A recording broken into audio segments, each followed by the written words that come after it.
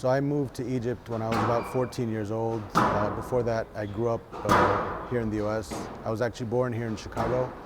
Um, so I learned to play squash during the whole Ahmed Barada craze that was happening in the late 90s in Egypt. I was, it was a really unique time for squash in Egypt at that time. And I was fortunate enough to be a member of one of the top clubs. It's called the Maadi Club in southern Cairo, which hosted a number of the country's top juniors and top professional squash players. So I learned to play squash. I started playing, and just at a club level, nothing really. I didn't get into the juniors and all that. So I was playing, and then after I would go on and play for like an hour, and then I would watch the pros and the juniors train and play some practice matches. And then as I watched, gradually they started to ask me to give decisions or just give my opinion on what I thought when interference happened. So I started doing that a little bit, and then eventually they started to suggest that I referee local club events, and then people started recognizing me, and maybe you should start doing the nationals. So they invited me to come to the nationals, and then eventually I was invited to as a marker for the Al Ahram International in front of the pyramids in the late 90s. Yeah, I think everybody loved Barada at that time.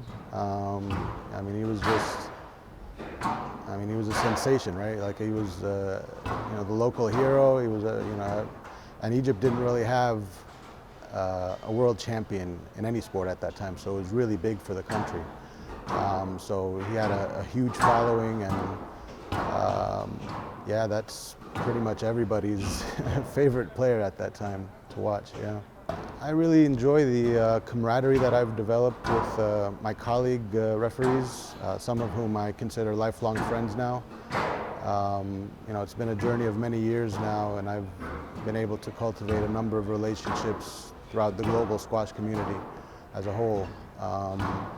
I really like that it's kept me connected in the sport that I love at an intimate level.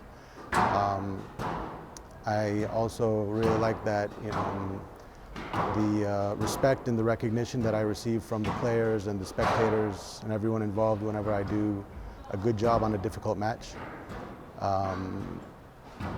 Some of the challenges that I've had to face personally is trying to balance out between work and taking time off from work and refereeing squash tournaments. I mean, every referee would love to just travel the world and do all these squash tournaments, but unfortunately that's just not the case at the moment. Another challenge, I think, is the scrutiny that we receive whenever we don't get it right. The scrutiny that we receive when we don't get it right, and I suppose that's just the nature of the role that we're in. And in today's world, with the presence of social media, I guess that level of scrutiny has become a little more elevated now, because everything's available online now, and people post their opinions on what they think of decisions, and whether they're right or wrong, it just starts spreading like wildfire.